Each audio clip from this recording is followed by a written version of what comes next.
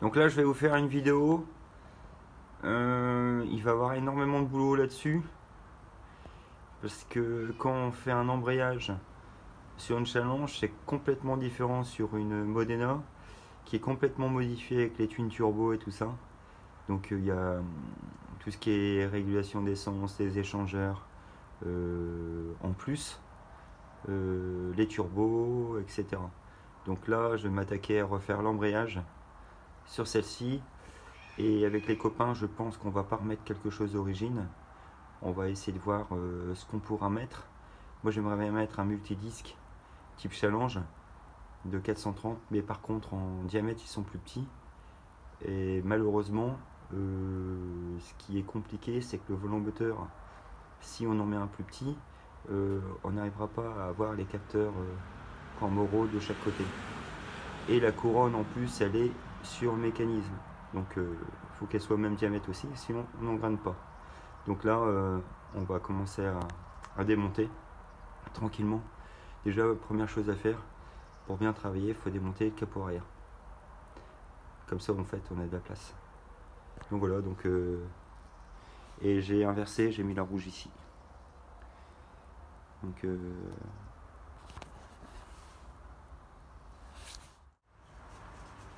là, je sais pas, moi j'adore ça, cette photo là. Je crois que ça va être la photo de couverture de la première vidéo partie 1 d'embrayage. Donc pour enlever le capot, c'est pas compliqué. Il y a les vis là. Par contre, moi je vous conseille de mettre du feutre blanc, parce que après quand vous allez remettre, réajuster, c'est pas... Vaut mieux se baser sur quelque chose d'existant que sur quelque chose qui n'existe pas. Donc il y a tout ça à démonter. La traverse aussi. Je verrai, je sais pas si je sortirai le moteur, on verra. Donc, voilà. Ils ont grandi hein, les gros.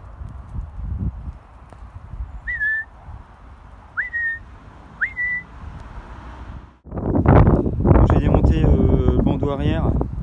En fait, il vaut mieux le démonter pour avoir accès aux vis ici. Les deux vis du pare-choc. Là, les deux autres, elles sont ici. Et après, il y en a deux autres aussi qui sont là. Et en fait, pour les enlever, c'est pas compliqué. Il n'y a pas besoin d'enlever la roue. Vous levez la roue. Vous avez accès, vous démontez le garde-boue. Il y a 1, 2, 3, 4 vis. Et vous le poussez un peu, vous le sortez par la roue. Et comme ça, vous avez accès ici aux deux vis. Et après, aux deux vis ici, il faut enlever le bandeau. Là, c'est toujours le bandeau. Ça, c'est le radiateur pour refroidir les intercouleurs. Et donc voilà, donc le bandeau il est là. Ce que je vais profiter, c'est que je le percerai pour avoir un peu plus d'air. Donc voilà, voilà, voilà où j'en suis. On va le tirer. Regardez, de toute façon là il vient. Hop, la rondelle. Hop, ça je la remettrai sur le pare-choc. Donc voilà, donc là j'en suis là. Pare-choc déposé, bandeau arrière déposé, haillon arrière déposé, aileron déposé, cache gauche, cache droit. Donc là elle peut pas rouler hein, sans aucun problème. Je referai ça aussi super propre, parce que là je n'avais pas fini, je n'avais pas démonté le moteur. Je m'étais dit je le ferai quand je démonterai le pare-choc. Donc voilà, on commence à en avoir aussi ici. Pompe à essence externe, pompe à interne externe. Bon, j'ai un peu avancé, je vais vous montrer. Donc ça. Là, il y a vraiment déjà pas mal d'échappements démontés. Intercouleur démonté, turbo démonté.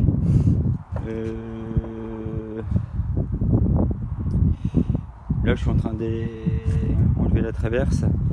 j'ai calé la boîte en dessous. Parce que sinon tu casses, t'exploses les cylindres blocs moteurs.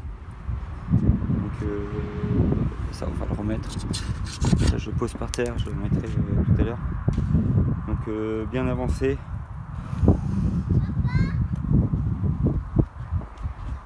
Donc pièce turbo, les turbos, l'échappement.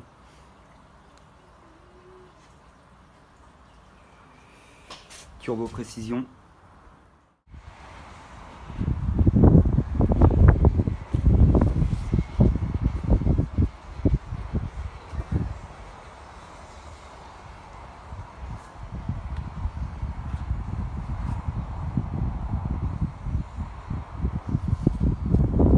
Donc là ce que je vais faire c'est que j'ai viré l'huile. J'aurais pu le faire au pont qui est l'autre côté. Mais j'ai envie de m'emmerder dans la flotte. Ah, il y a un petit chiot qui est là. Donc ça, vous verrez ça.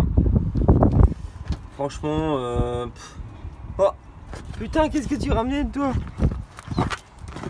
Et là l'autre. Et ah là là.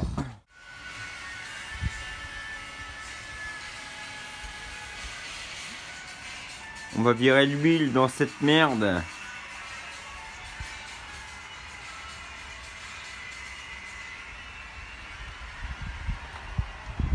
Moi, je vais pas revenir sur des trucs que j'ai déjà fait la dernière fois pour vous expliquer où sont les trucs.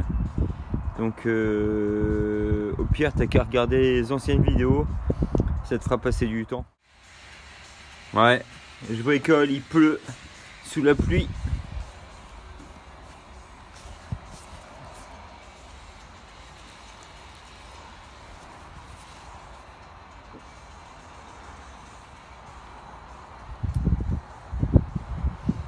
Sous la pluie les gars. Rien à foutre.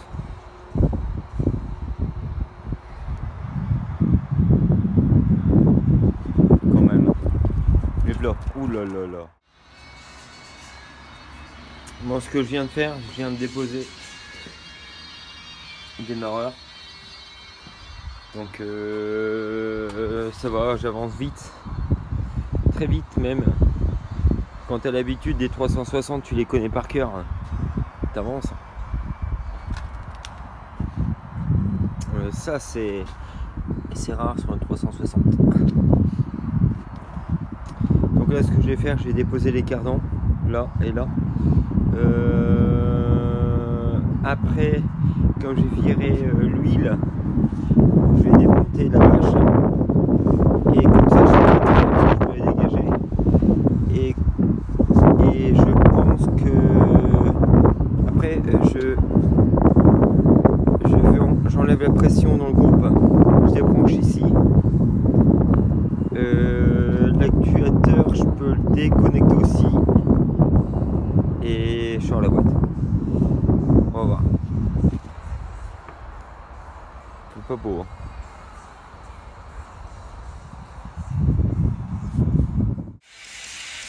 Bon, j'ai bien avancé.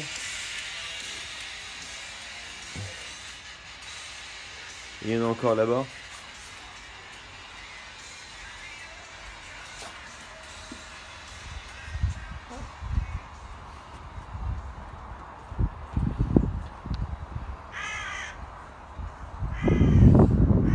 J'ai fait tout ce qu'il y avait à faire en dessous, donc j'ai désaccouplé les cardans, j'ai mis les vis de boîte inférieures, la bâche à huile.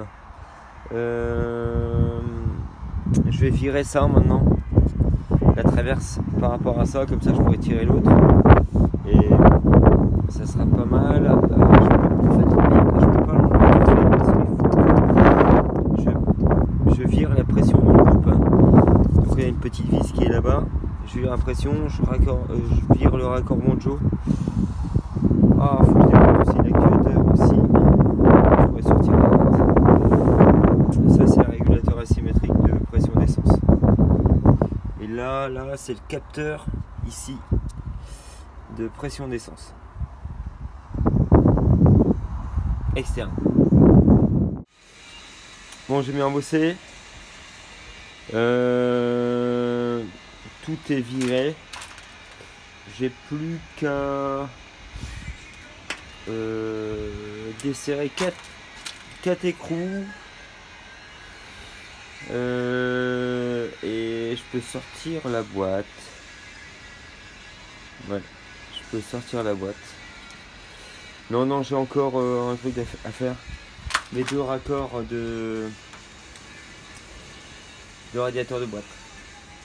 Donc ça, j'ai encore à faire. En fait, ces 2 raccords là vont sous plénum à l'échangeur RO. Je dis n'importe R, non même pas. C'est eau huile. Donc eau de liquide de refroidissement et huile de boîte. La challenge, c'est un refroidissement RO. Voilà. Donc demain je sors la boîte et on fait l'embrayage. Le remontage il va être quand même beaucoup plus long parce qu'il y a du boulot en finition. Tout ça, Fabrice il veut plus voir, Vincent non plus.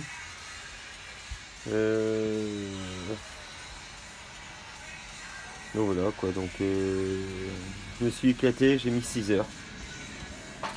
Je pense que pour sortir la boîte il faut 7h30. Bon voilà, elle est placée. Je pensais la passer par au-dessus.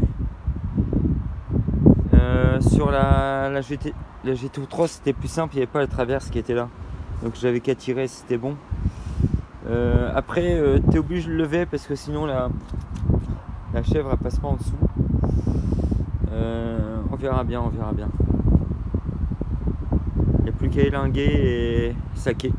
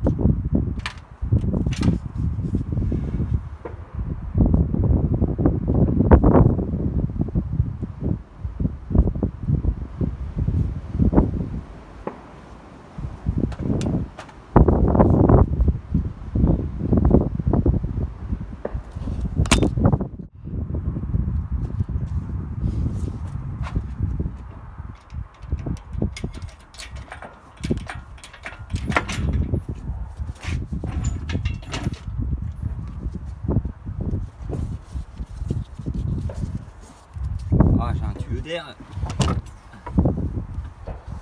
Putain, mais fait chier. Il est entre les deux. Vous avez vu là, tuyau d'air là. J'ai dû le faire passer. D'où il va là. J'ai décablé.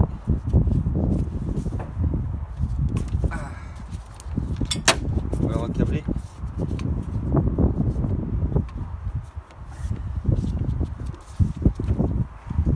Ouais, ça va. Putain, il est bien grasse à l'intérieur.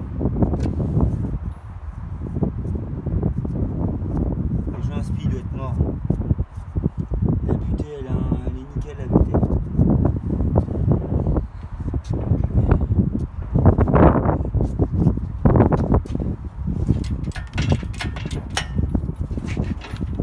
Ah, j'ai mal équilibré. Hein. Elle est trop vers l'arrière. C'est pas grave. Du moment que là, en fait, tout semble bloquer. Faut pas que l'actuateur, je l'abîme. Donc, on va faire gaffe. Ah. Donc ça, je vais la placer derrière l'actuateur.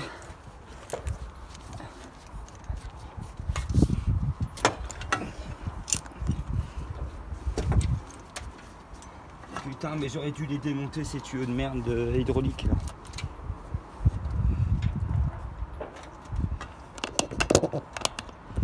Oh, téléphone. Ouais, on est bon.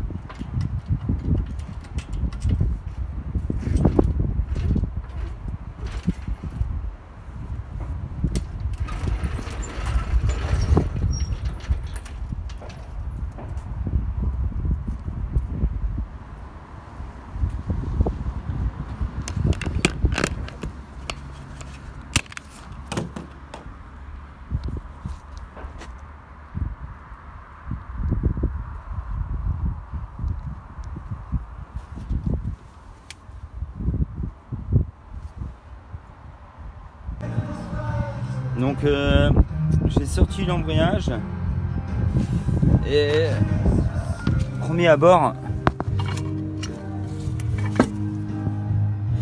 putain, mais il est neuf. Donc voilà, donc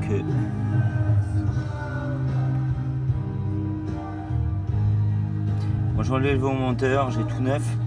Et là j'ai suspecté une fuite d'huile. Donc je l'ai vu dans la boîte. Je vais regarder d'où ça vient. Ça peut venir du filtre à huile. Je doute que ça vienne de là. On va voir.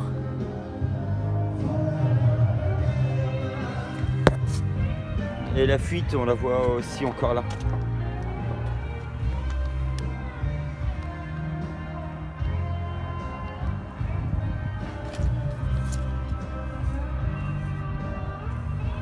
Un peu de jeu là, rien. Je pense que je mettrai peut-être pas la neuve. Ouais, donc voilà, j'ai démonté le joint SPI. J'en ai un autre. Donc ça avance doucement. Et ce sera la fin de la vidéo. Donc j'ai aussi enlevé le tam-tam, le roulement. Donc, le roulement il est plus là. J'ai enlevé le filtre à huile. Aussi le capteur de pression d'huile avec les deux sorties qui vont au turbo. Donc je fasse un nettoyage de tout ça. Et voilà, donc j'ai bien avancé. Et ce sera la fin de la première vidéo. Je vais vous montrer aussi ce que je vais devoir faire. Je vais devoir nettoyer la boîte. Qui est vachement crade. Il n'y a pas de fuite, pas du tout de fuite hydraulique, rien du tout. Donc ça c'est une bonne nouvelle. Par contre la boîte elle est vraiment dégueu. J'ai commencé un peu à frotter, on voit que je vais l'avoir propre je pense. Donc voilà, fin de cette vidéo là. La deuxième ce sera la boîte au Karcher. Je vais vous parler là dans une minute aussi de mes mécanismes d'embrayage. Donc je pensais mettre un bidisque de challenge en 430, mais c'est pas vraiment évident parce qu'il est plus petit en diamètre le mécanisme, et pour y fixer la couronne où il y a en plus un épaulement, super compliqué quoi. Donc je vais repartir sur un mécanisme d'origine. Ça c'est un disque neuf que je mettrai pas. Je mettrai un disque en métal frité avec un système de ressort pour que ce soit un peu moins violent dans les entre guillemets dans les manœuvres, et un volant moteur en super bon état. Donc ça c'était l'ancien, ça c'en est un nouveau.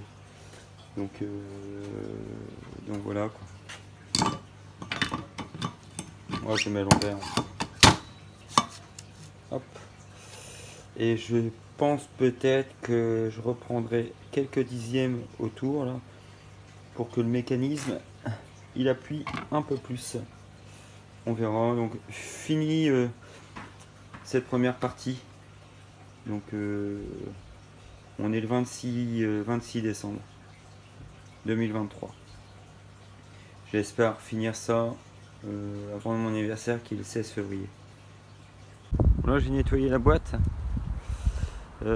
Karcher, donc ça va, je suis content, assez propre, même nickel. Donc on va laisser sécher tranquillement.